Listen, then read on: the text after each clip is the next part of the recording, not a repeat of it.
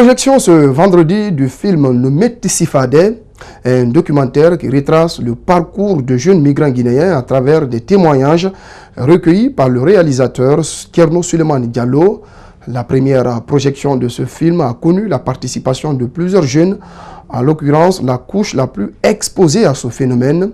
Retour sur ce film documentaire qui a forcément ouvert le débat dans la société sur la question de la migration clandestine.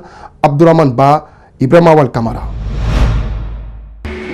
Nos Métis-Fadé, difficile à raconter, c'est le titre de ce film documentaire qui retrace le parcours des jeunes migrants guinéens.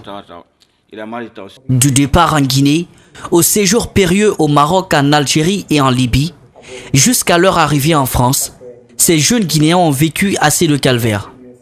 Des témoignages qui ont marqué les téléspectateurs présents dans cette salle et qui devraient servir de leçon à ceux qui sont tentés par le chemin de l'exil.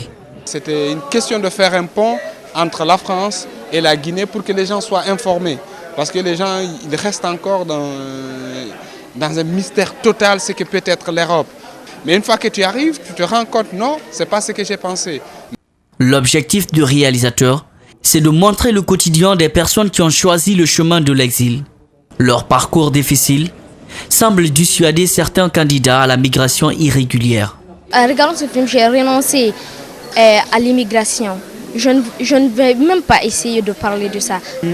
En ce qui me concerne, je me conseille de me réserver afin d'avoir un visa pour aller en Europe et puis étudier.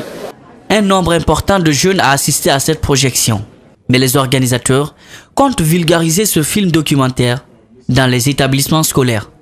Dans les universités, dans des ateliers, partout où on nous invite, on est là, on va répondre pour montrer ce film, partager l'information pour que les gens sortent un peu entre parenthèses de ce mystère de ce que peut être l'Europe. L'Europe, c'est comme tous les autres pays du monde où les gens ont travaillé, ils ont évolué. Donc on peut travailler et évoluer. Conakry d'aujourd'hui n'est pas Conakry de 58. Le réalisateur n'encourage pas la migration.